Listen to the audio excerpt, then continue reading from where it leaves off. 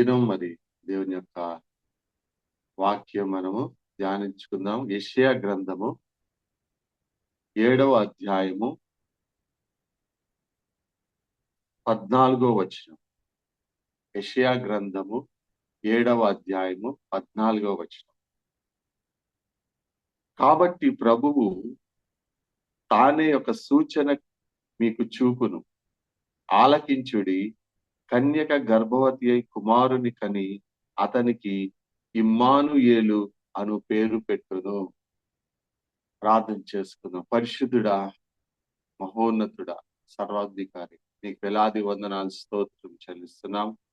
ఈ సమయంలో మేము నీ యొక్క వాక్యమును ధ్యానించుండగా నీ వాక్యం ద్వారా మనతో మాట్లాడి మమ్మల్ని అందరినీ బలపరచమని యేసు నామమున ప్రార్థిస్తున్నాను తండ్రి, ఆమేన్. ఈ దినం మనము ఈ వాక్యం చూసినట్లయితే అసలు ముందు అందరికీ ఆశ్చర్యం అవుతుంది. ఈ సీజన్ చూస్తేనేమో లెంట్ సీజన్, మరేంటి మనం ఈ వాక్యం ధ్యానిస్తున్నామని అనుకుంటారు. అయితే దేవుడు మరి ప్రేరేపించిన విధంగా అయితే ఈ వాక్యం చూస్తాను. ఇక్కడ ఏముందంటే, కన్యక గర్భవతి అయి కుమారుని కని అతనికి ఇమ్మానుయేలు అను పేరు పెట్టును. ఇక్కడ చూసినట్లయితే యెషయా ప్రవక్త యేసుక్రీస్తు పుట్టక ముందు కొన్ని సంవత్సరాలు, వందల సంవత్సరాల ముందు ఆయన యొక్క ప్రవచనాన్ని తెలియచేశారు. ఇశ్రాయేల్లో మరి గొప్ప యుద్ధాలు జరుగుతున్నప్పుడు, వాళ్ళలో భయం కలిగినప్పుడు, అప్పుడు యెషయా ప్రవక్త ఈ యొక్క ప్రవచనాన్ని చెప్పి వాళ్ళని బలపరిచినట్లుగా మనం తర్వాత ఈ ముందు అలాన్ని చూస్తే తెలుస్తుంది. అయితే ఈ ప్రవచనం ఎలా నెరవేరిందని చూస్తే ఇందులో ఇక్కడ ఏముందంటే ఇమ్మానుయేలు అని ఉంది. అయితే తర్వాత మనం ఫుట్ నోట్స్ లో చూస్తే ఇమ్మానుయేలు అనగా దేవుడు మనకు తోడై ఉన్నాడు. దేవుడు మనకు తోడై ఉన్నాడు. ఈ రోజుల్లో ప్రతి ఒక్కరికి కూడా తోడు ఎంతో అవసరం. ఏమి లేకపోయినా ఒక్కళ్ళే వెళ్ళాలంటే, అరే నేను ఒక్కళ్ళే ఎలా వెళ్తాను అని ఎవరికైనా ఫోన్ చేసి ఇక్కడ వరకు వెళ్దాము, నాకు కంపెనీగా వస్తావా, నాకు తోడుగా ఉంటావని అలా అడుగుతా ఉంటాం. లేకపోతే ఇంట్లో ఎప్పుడైనా ఒంటరిగా ఉంటే వెంటనే ఎవరొకరు ఫ్రెండ్స్ ఫోన్ చేసి ఒక్కసేపు 10 నిమిషాలు మాట్లాడి ఇలాంటివన్నీ చేస్తా ఉంటాం. అయితే ఇక్కడ ప్రవక్త ఏం చెప్తున్నాడంటే, కన్యక గర్భవతి కుమారుని కన్నా ఆయనకి ఇమ్మానుయేలు అని పేరు పెడతారని కొన్ని వందల సంవత్సరాల క్రితమే ఆయన ప్రవచించినట్లు మనం చూస్తా ఉన్నాం. అయితే ఈ యొక్క ప్రవచనం ఎక్కడ నెరవేరిందని చూసినట్లయితే మత్తయి సువార్త మొదటి అధ్యాయంలో చూసినట్లయితే, మొదటి అధ్యాయము 22వ వచనంలో చూసినట్లయితే, ఇదిగో కన్యక గర్భవతి అయి కుమారుని కను ఆయనకు ఇమ్మానుయేలను పేరు పెట్టుదురు అని ప్రభు తన ప్రవక్త ద్వారా పలికిన మాట నెరవేరునట్లు ఇదంతయు జరిగెను. ఇమ్మానుయేలను పేరునకు భాషాంతరమున దేవుడు మనకి తోడు అని అర్థం. యెషయా ప్రవక్త ఏదైతే ప్రవచించారో అదే విధంగా ఈ వాక్యం ఇక్కడ నెరవేర్చబడినట్లు వ్రాయబడింది అనమాట. ఏముందంటే, ఆయనకు ఇమ్మానుయేలు పేరు పెట్టుదురు అని. అంతేకాకుండా ప్రభు తన ప్రవక్త ద్వారా పలికిన మాట నెరవేరునట్లు ఇదంతయు జరిగింది. హల్లెలూయా. దేవుడు మన జీవితంలో ఒక వాగ్దానం చేశాడంటే అది తప్పకుండా నెరవేరుతుంది. అది ఒక రోజు పట్టొచ్చు, 2 రోజులు పట్టొచ్చు, లేకపోతే 1 సంవత్సరం, 10 సంవత్సరాలైనా పట్టొచ్చు. కానీ ఆయన మాట సెలవిస్తే అది తప్పకుండా జరుగుతుంది. కొన్ని వందల సంవత్సరాల క్రితం ఒక ప్రవక్త ద్వారా ఆయన పలికిన మాట తర్వాత ఇక్కడ నెరవేరినట్లు చూస్తా ఉన్నా. ఇమ్మానుయేలు అని పేరునకు భాషాంతరమున దేవుడు మనకి తోడు అని అర్థము అని అక్కడ వ్రాయబడింది. దేవుడు మనకి తోడు. చాలా సార్లు మనము దేవుడు మనకి తోడు అని మాటల్లో చెప్పేస్తాం, కానీ ఆ యొక్క సిచ్యువేషన్ వచ్చినప్పుడు అరే నాకు ఇప్పుడు ఎవరు సహాయంగా లేరని రకరకాలుగా మనము ఆలోచన చేస్తా ఉంటాం. అయితే ఇక్కడ చూసినట్లయితే మరి తండ్రి అయిన దేవుడు ఆయన ప్రవక్త ద్వారా పలికించిన మాట ఇక్కడ నెరవేర్పులోకి వచ్చినట్లు మనము చూస్తా ఉన్నాం అన్నమాట. దేవుడు మనకి తోడు. మనం కూడా ఎల్లప్పుడూ ఆ యేసుక్రీస్తు మనకి తోడు, రక్షకుడు మనకి తోడు అని ఒక ఆ నిరీక్షణతో మనము ముందుకు సాగవలసిన వారమై ఉన్నాం. అయితే యేసుక్రీస్తు ఈ లోకానికి వచ్చారు ఆయన. మనందరికీ ఆయన తోడుగా ఉండటానికి, ప్రతి విషయంలో కూడా ఆయన మనకి సహాయంగా ఉండటానికి ఆయన ఈ లోకానికి వచ్చారు. ఈ లోకంలో ఆయన ఒక మానవుడిగా జన్మించారు. అయితే యేసుక్రీస్తు పశువుల పాకలో అలా పుట్టినప్పుడు మొట్టమొదటిగా మనం చూసినట్టయితే అక్కడ క్యారల్స్ చూస్తా ఉన్నాం. అంటే ఆ రోజు దూతలందరూ కూడా సర్వోన్నతమైన స్థలములలో దేవునికి మహిమయు, ఆయనకిష్టులైన మనుష్యులకు భూమి మీద సమాధానం కలుగును గాక అని వాళ్ళు కొంత దేవదూతల సమూహం పాటలు పాడుతా ఉంటా మనము చూస్తున్నాం అన్నమాట. అంటే ఫస్ట్ క్యారల్స్ అక్కడే జరిగినాయి.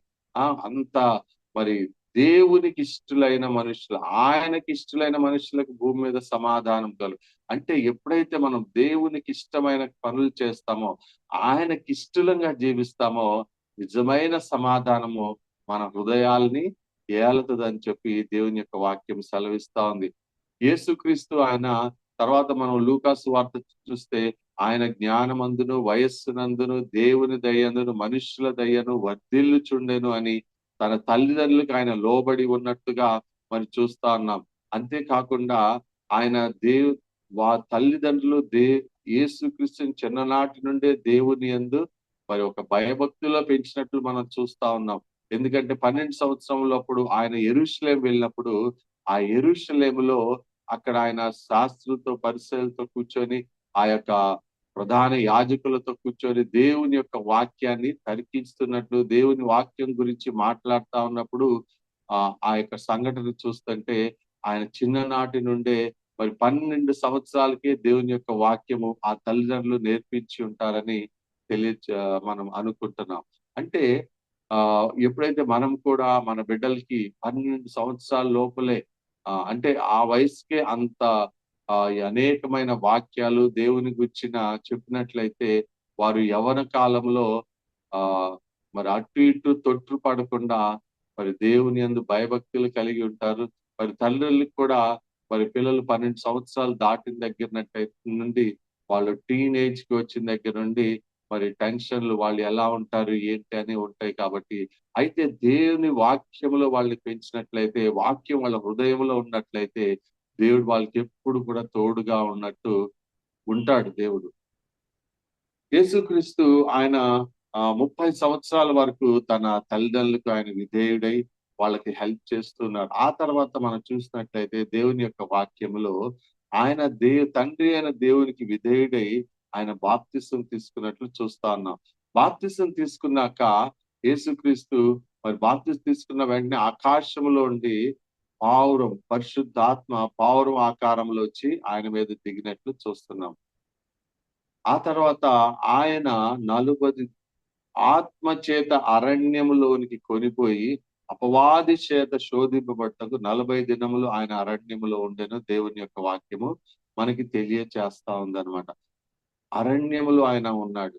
దేనికి? ఉపవాస ప్రార్థనలు చేశారు. 40 దినాలు ఆయన ఉపవాస ప్రార్థనలు చేసి, ఆ 40 దినాల్లో కూడా కొన్ని ఆహ్, కొన్ని చోట్ల ఏం రాయబడిందంటే 40 రోజులు కూడా ఆయన శోధింపబడ్డాడు. కొన్ని చోట్ల ఆ 40 రోజులు అయ్యాక శోధింపబడ్డారు.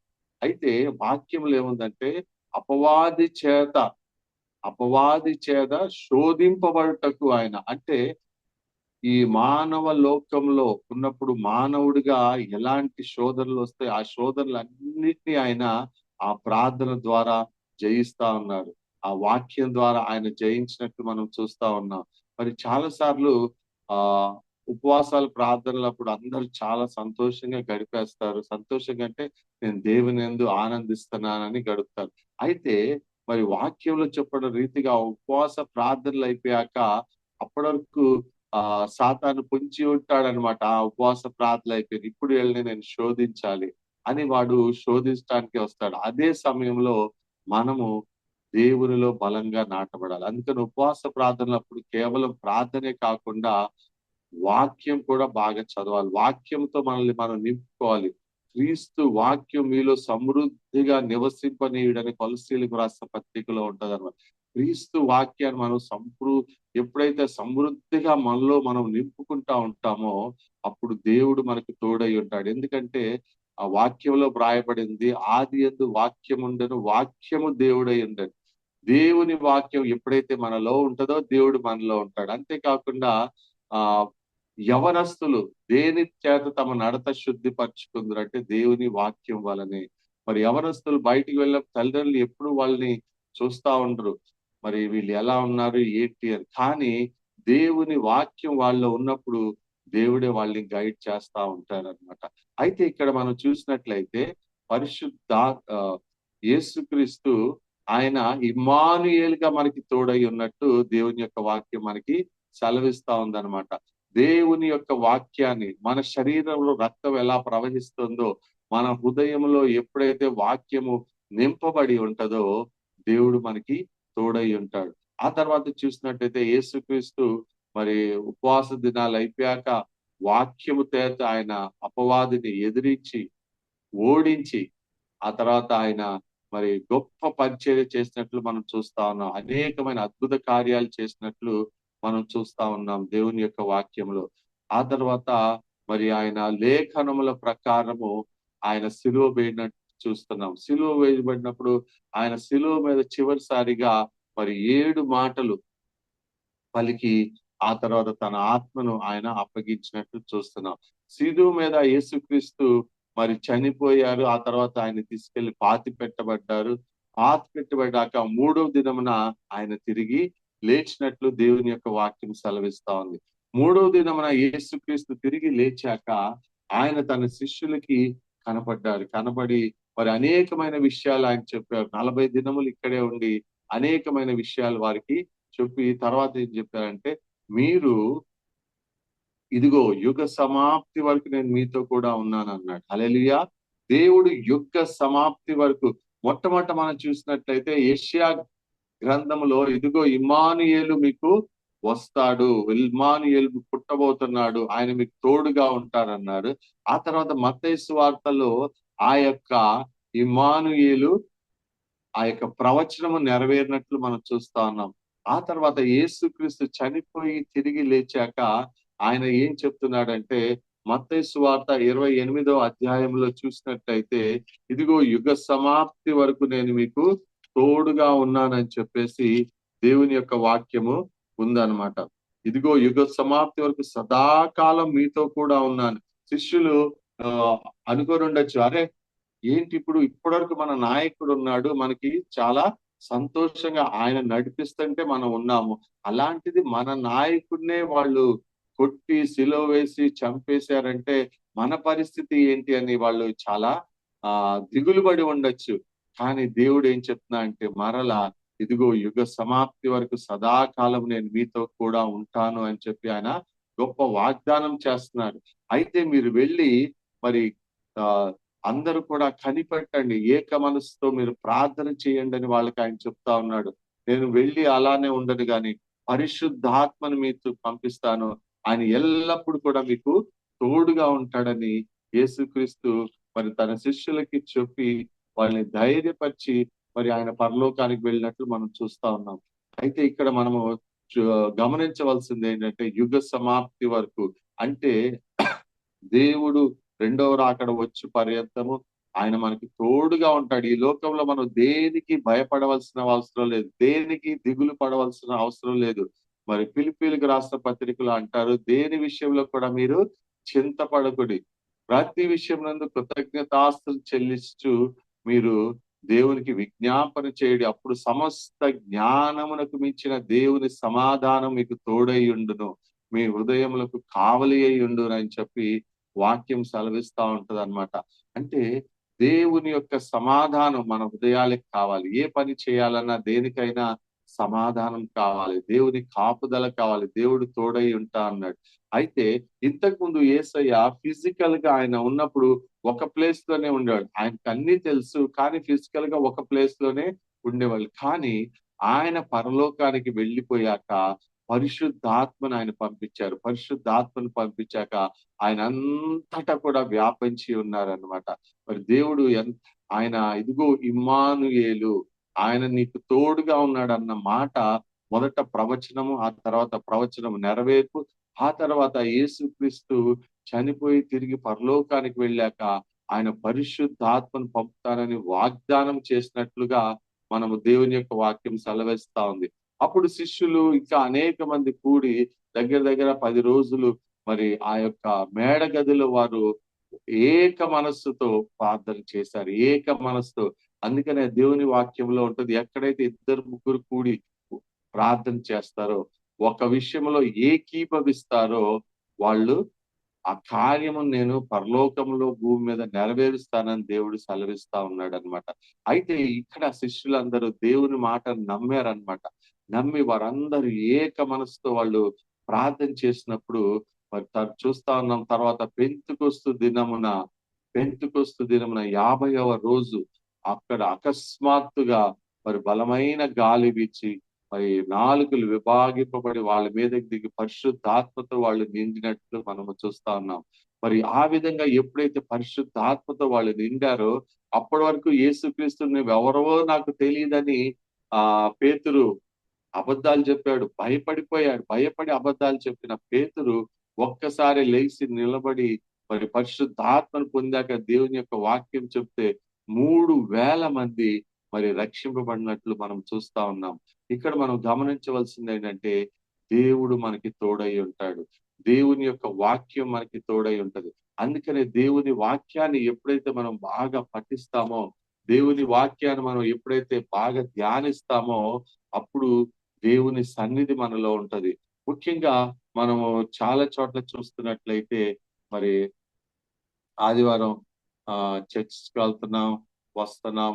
ఇలాంటి జూమ్ మీటింగ్ లో కూడా మరి కొంతమంది పాల్గొంటున్నారు, మరి వెళ్ళిపోతారు. అయితే మనం దేవుని సన్నిధిని ఒక్కోసారి అనుభవించలేకపోతున్నాం. కానీ దేవుడు ఏం చెప్తున్నాడంటే ఆయన సదాకాలం నేను మీతో ఉంటున్నాను, యుగ సమాప్తి వరకు ఉంటాను అంటున్నాడు. అంతేకాకుండా పరిశుద్ధాత్మ వచ్చి ఆయన ప్రతి ఒక్కరిని ఆవరించి ఉంటానంటున్నాడు.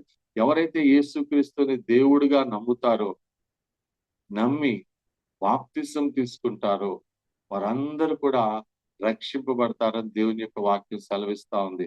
దేవుని వాక్య ప్రకారము మరి ఆయనను హృదయములో దేవుడు యేసుక్రీస్తు నా దేవుడని విశ్వసించి ఆయన నా పాపముల కొరకే చనిపోయాడని నమ్మి మరి ఎవరైతే ముంచుడు బాప్తిసం తీసుకుంటారో దేవుని వాక్యంలో బైబిల్లో చూపిన ప్రకారము మరి ముంచుడు బాప్తిసం తీసుకుంటారో వారందరూ రక్షింపబడతారు.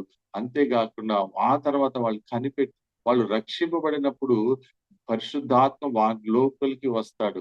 ఆ తర్వాత వాళ్ళు కనిపెట్టి ప్రార్థన చేసినప్పుడు పరిశుద్ధాత్మ వారి మీదకి దిగుతాడనమాట. అప్పుడు దేవుని సన్నిధి అనేది ప్రతి ఒక్కరిలో ఉంటదన్నమాట.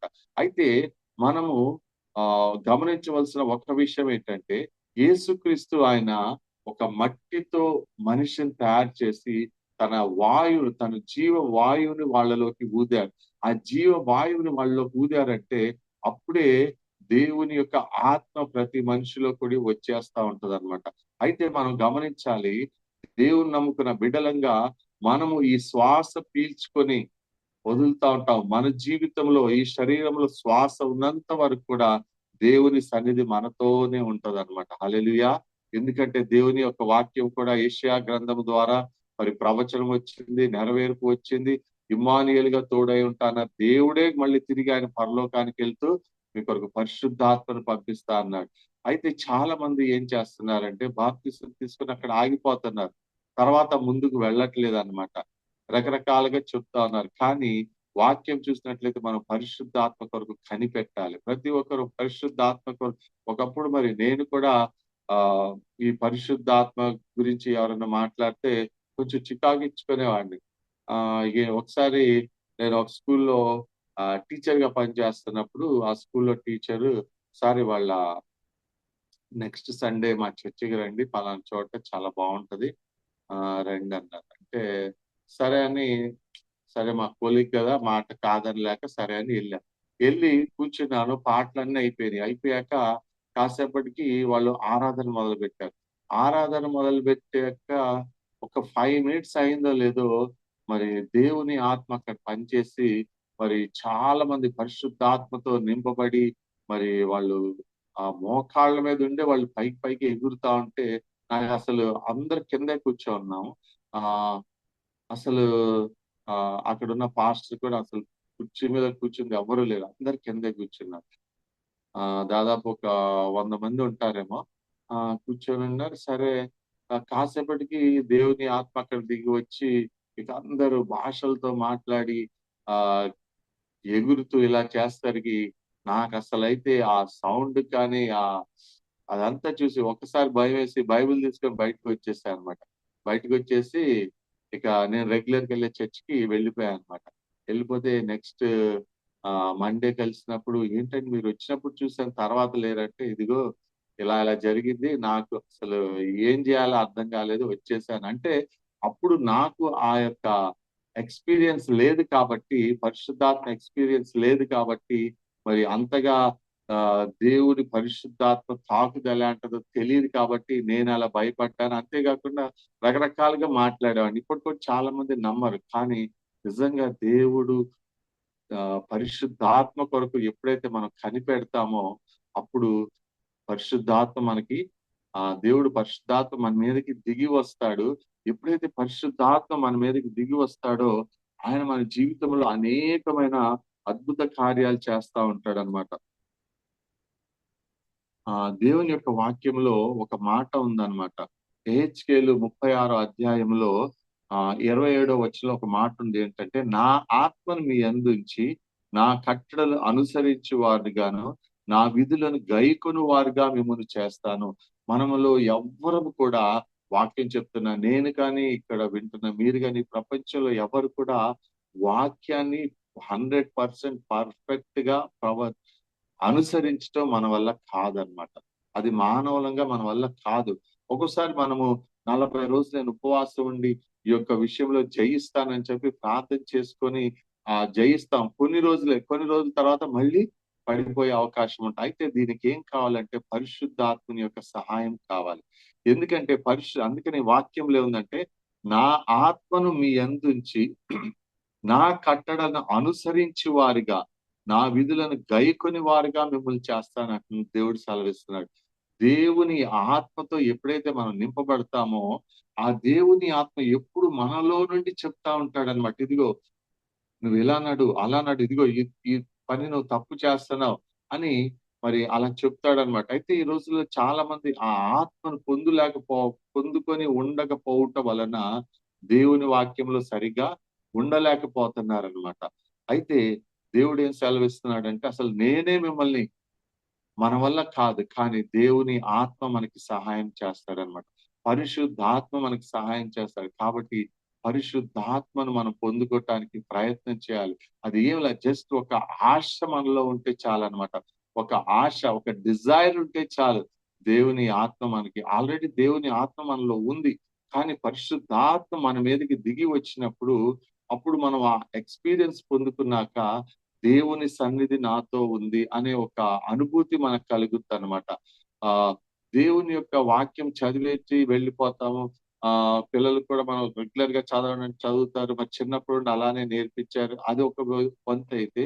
అయితే పరిశుద్ధాత్మ మనం పొందుకున్నప్పుడు ఆత్మ ఈరోజు మనం ఏం చదివాం, ఆ చదివిన దాంట్లో దేవుడు మనతో ఏ వాక్యం ద్వారా మాట్లాడాడు, ఏ పదం ద్వారా మాట్లాడాడని అది మనకి ఆ రోజంతా గుర్తు చేస్తానే ఉంటాడు. చేసినప్పుడు అప్పుడు ఆ వచనం ద్వారా లేతే ఆ పదం ద్వారా మనల్ని మనం బలపరుచుకోవటానికి లేపోతే సాతాను యొక్క బాణముల నుండి మనల్ని మనం కాపాడుకోవటానికి, విశ్వాసంలో ఎదగటానికి పరిశుద్ధాత్మ మనకి సహాయం చేస్తాడన్నమాట. కాబట్టి మనము మరి దేవుడు ఏమంటున్నాడంటే, నేను ఇమ్మానుయేలుగా ఉంటున్నానంటున్నాడు. ఆ ఇమ్మానుయేలు మనకి ఎల్లప్పుడూ తోడుగా ఉన్నాడు. ఆ ఇమ్మానుయేలే చివరికి ఆయన వాగ్దానం కూడా చేస్తున్నాడు. ఇదిగో సదాకాలం మీతో కూడా ఉంటున్నాను. యుగ సమాప్తి వరకు సదాకాలము. మనం ఒకటి అనుకోవాలన్నమాట. యేసయ్య నాతో ఉన్నాడు. యేసయ్య నాతో ఉన్నాడు. యేసయ్య నా ప్రక్కనే ఉన్నాడు. యేసయ్య నా హృదయంలో ఉన్నాడు. ఆయన నా పక్కనే ఉన్నాడు. ఆయన సన్నిధి నిత్యము నాలో ఉందని ఎప్పుడైతే మనం అనుకుంటా ఉంటామో, అప్పుడు మనము మనలో యేసయ్య ఉన్నాడని ఒక విశ్వాసం, ఒక కాన్షియస్‌నెస్ వస్తది. ఎప్పుడైతే అలా వచ్చి ఎల్లప్పుడూ అది కలిగి ఉంటే గనక, ఎల్లప్పుడూ దేవుని యొక్క సన్నిధి మనం కలిగి ఉంటాం. ఆయన ఏమంటున్నాడంటే, ఇదిగో సదాకాలం మీతో ఉంటున్నాడు. ఒక్కోసారి కొంతమంది ఏమనుకుంటారంటే, అమ్మో నేను తప్పు చేశా కదా, తప్పు చేశా కాబట్టి దేవుడు నాలో వెళ్ళిపోయాడని. దేవుడు ఎక్కడికి వెళ్ళడు. ఆయన ఒక ప్రక్కకి జరిగిపోయి ఉంటాడు. కానీ ఎప్పుడైతే మళ్ళా నీవు ఆ దేవునికి నిన్ను నీవు సమర్పించుకుంటావో వెంటనే ఆయన లేచి నీకు తోడుగా ఉండి సహాయం చేస్తాడు. ఆయన మనల్ని యుగ సమాప్తి వరకు తోడై ఉండేవాడు. పరిశుద్ధాత్మ దేవుడు యుగ సమాప్తి వరకు మనకు తోడుగా ఉండి యేసు క్రీస్తు యొక్క బాటలో మనం ఏ విధంగా నడవాలి అనేది ఆయన మనకి తెలియచేస్తా ఉంటాడనమాట. మరి కాబట్టి మనము మరి ఎక్కువగా పరిశుద్ధాత్మ కొరకు మనం ప్రార్థన చేద్దాము. ఒకటి మనము ఒక గొప్ప నిరీక్షణ, ఒక గొప్ప ఆ నిరీక్షణ కలిగి ఒక నమ్మకముతో ఉందాం. ఇదిగో నేను ఎక్కడ ఉన్నా, ఏ సిచ్యువేషన్ లో ఉన్నా, ఎలా ఉన్నా పరిశుద్ధాత్మ దేవుడు నాకు తోడుగున్నాడు. ఇదిగో దేవుడు సదాకాలము నాకు తోడై ఉన్నాడు అనే ఒక ఇమ్మానుయేలు నాకు ఎల్లప్పుడూ తోడుగా ఉన్నాడని ఒక నమ్మకంతో మనం అన్ని విషయాల్లో ఆయన ఆరోగ్య విషయంలో, మరి కుటుంబ సమస్యల విషయాల్లో, ఆర్థిక విషయంలో, ఆత్మ సంబంధమైన విషయాల్లో, అన్ని విషయాల్లో కూడా ఆ దేవుడు ఎల్లప్పుడూ తోడుగా ఉంటా ఉన్నాడు. కాబట్టి ఆ నమ్మకముతో మనం జీవిద్దాము. దేవుడి వాక్యం మనందరి హృదయంలో ఉంచి మనందరినీ కూడా ఆశీర్వదించాలని నేను కోరుకుంటూ ప్రార్థన చేస్తున్నాను. ప్రార్థన చేసుకుందాం. Hallelujah. Thank you Jesus. Thank you Lord. Hallelujah. యేసయ్య. ఆ ఒక్క ఒక విషయం నేను చెప్పాలనుకుంటున్నాను. ఆ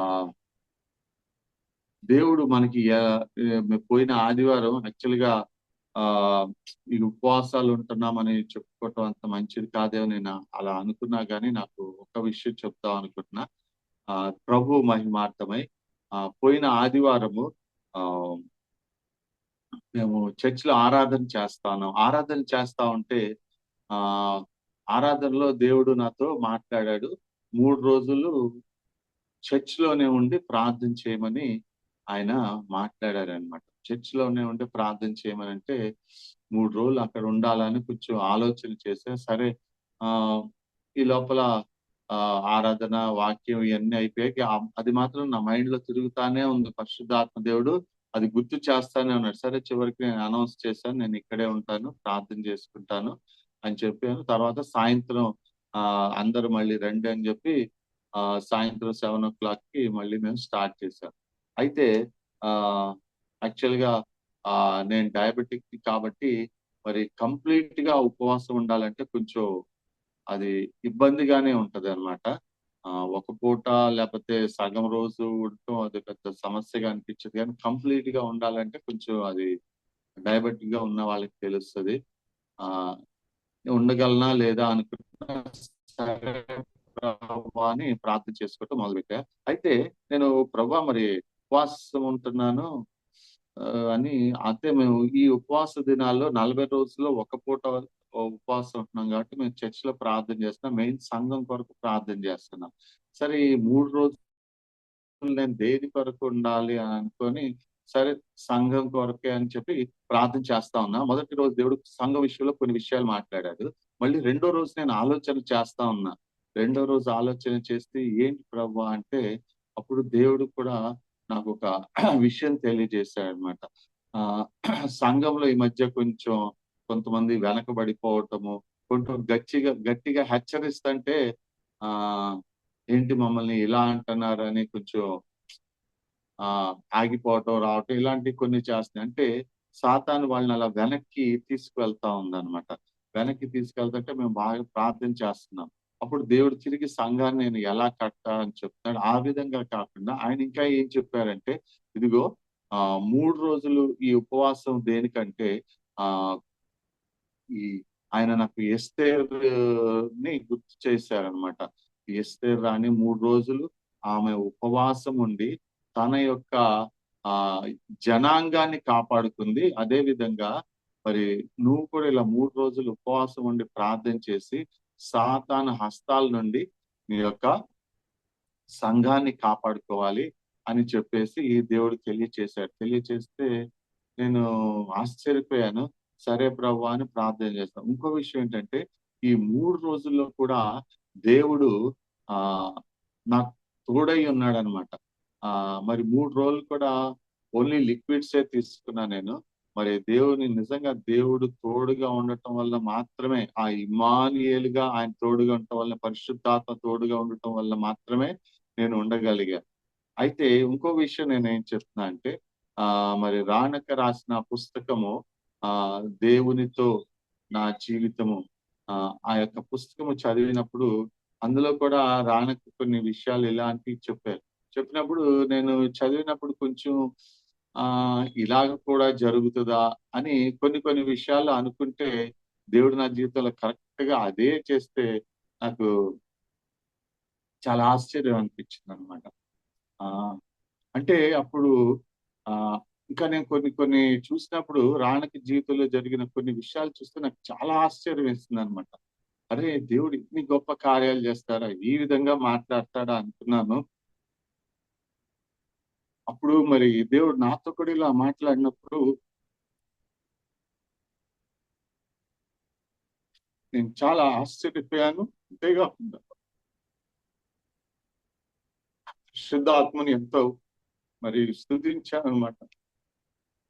ఎప్పుడైతే మనం దేవుని మాటకు లోబడతామో, దేవుడు మన జీవితంలో ఎన్నో గొప్ప కార్యాలు చేస్తారు. ప్రార్థన చేసుకుందాం.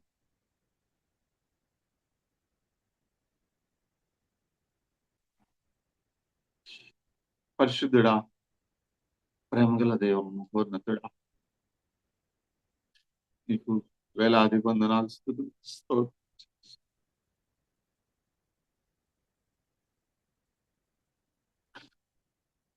మమ్మల్ని ప్రేమించిన ఆయన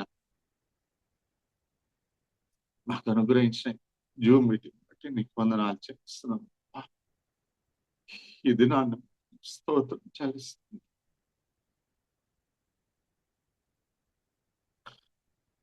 మా జీవితంలో మీరు చేసిన అనేకమైన గొప్ప కార్యాలు బట్టి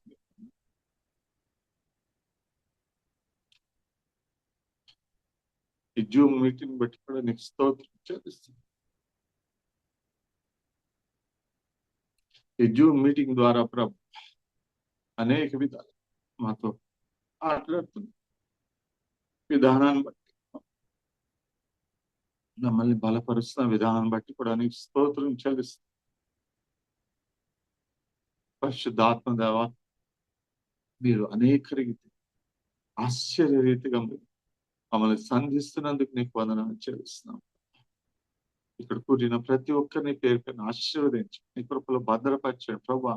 ప్రతి ఒక్కరిని కూడా ప్రభా మీ ఆత్మతో నింపండి. మీ యొక్క వాక్యం సెలవిస్తా ఉంది ప్రభా. ఇదిగో ఆ కాలం నేను మీకు తోడుగా ఉంటా అన్నాడు దేవా. నీకు వందనాలు. ఇప్పుడు నా బిడ్డలందరినీ కూడా ప్రభా పేరు పేరును ఆశీర్వదించండి. వారితో మీరు తోడుగా ఉండి నడిపించండి ఆయన. ప్రతి పనిలో కూడా ప్రభా తోడుగా ఉండి సహాయం చేయండి. ప్రతి ఒక్కరు కూడా ప్రభా, ఇంకా ఎంతమంది అయితే ప్రభా మరి పరిశుద్ధాత్మతో నింపబడలేదు ప్రభా, వారందరూ కూడా ప్రభా మరి ఆసక్తితో ప్రార్థన చేసి పరిశుద్ధాత్మతో నింపబడి ప్రభా ఆ యొక్క గొప్ప దారాన్ని చూడగట్టుకు సహాయం చేయమని వేడుకొంచున్నాం నాయన. తండ్రి, రానకను బట్టి నీకు వందనాలు చెల్లిస్తున్నాం ప్రభా. మీరు అనేక విధాలుగా ప్రభా మాట్లాడి నీతో ప్రభా మరి మాట్లాడి సంధించి ప్రభా ఎన్నో విషయాలు నేర్పించి ప్రభా మా అందరికీ కూడా గొప్ప మాదిరికరంగా మీరు ఉంచినందుకు నీకు వందనాలు చెల్లిస్తున్నాం. ఇంకా నువ్వు ప్రభా రెట్టింపు ఆత్మతో ప్రభా నింపి ఇంకా మీరు బలముగా వాడుకోమని ప్రార్థిస్తున్నాం ప్రభా. ఈ యొక్క జూమ్ మీటింగ్ ద్వారానే కాదు, ఈ కొద్ది మంది కాదు కానీ ప్రభా అనేక మందిని ప్రభా మీరు చేర్చి ప్రభా ఇంకా అనేక మందికి ప్రపంచమంతటా కూడా ప్రభా ఈ యొక్క ప్రాణదాత మినిస్ట్రీ ప్రభా నాయన మరి విస్తరించినట్లుగా మీరు ఆశీర్వదించమని ప్రార్థిస్తున్నాం నాయన. మరి రేపటి దినాన జరగబో ఆ యొక్క కార్యక్రమం, ఆ ఇనాగ్రేషన్, ఆ ప్రార్థన సమస్తం నీకు మహిమకరంగా జరిగించు. సమస్తం కూడా ప్రభా మీరు మీ చిత్త ప్రకారం మీరు జరిగించుకుంటున్నందుకు నీకు స్తోత్రం చెల్లిస్తున్నాం ప్రభా. శకరాల వశ్యంద్ర హోరి ఖరాబంతి మీ యొక్క అద్భుతమైన కార్యాలు కానీ విని ఎరగని రీతిలో మీరు అద్భుతమైన కార్యములు రేపటి దినమున అక్కడ చేయబోతున్న నీకు స్తోత్రం ప్రభా. మీరు ముందుగానే వెళ్ళి ప్రభా అక్కడ నివసించి ఉన్నారు నాయన. అన్ని అక్కడ చక్కపరుస్తున్నందుకు నీకు వందనాలు చెల్లిస్తున్నా. నీ సన్నిధి ఆల్రెడీ మీరు అక్కడ ఉంచినందుకు నీకు స్తోత్రం చెల్లిస్తున్నానయ్యా. తండ్రి, మోషే వెళ్తున్నప్పుడు ప్రభా ఇదిగో నాకంటే మీకంటే ముందుగా నా సన్నిధి వెళ్తుందని సెలవిచ్చిన రీతిగా ప్రభా నాయన రేపు జరగబో కార్యక్రమాన్ని మీరు ముందుగా అక్కడ ఉన్నందుకు వందనాలు చెల్లిస్తున్నాం. అనేకమైన అద్భుత కార్యాలు చేస్తున్నందుకు వందనాలు చెల్లిస్తున్నాం ప్రభా. అనేకమైన హృదయాల్ని మీరు తాకుతున్నందుకు నీకు స్తోత్రం చెల్లిస్తున్నాం ప్రభా. తండ్రి, ఆ యొక్క మీటింగ్ ద్వారా ప్రభా ఆయన యొక్క ప్రాణదాత మినిస్ట్రీస్ కూడా మీరు ఎంతగానో అభివృద్ధి పరుస్తున్నందుకు మీకు వందనాలు చెల్లిస్తున్నాం తండ్రి. నీకే స్తుతులు, స్తోత్రం చెల్లిస్తున్నాం ప్రభా. మరి యొక్క మినిస్ట్రీస్ ని ఆశీర్వదించండి. ఇక్కడ కూడిన ప్రతి ఒక్కరిని ఆశీర్వదించండి ప్రభా. మరి సమస్త మహిమ ఘనత ప్రభావం నీకే ఆరోపిస్తున్నాం నాయన. ఇదిగో ప్రభా యుగ సమాప్తి వరకు సదాకాలం ప్రభా మీరు మాతో కూడా ఉండి నడిపిస్తున్నందుకు నీకు వేలాది వందనాలు, స్తుతులు, స్తోత్రం చెల్లిస్తూ నజరేయుడైన యేసుక్రీస్తు అతి పరిశుద్ధ నామమున స్తుతించి ప్రార్థించి వేడుకొంచున్నాం తండ్రి. ఆమేన్.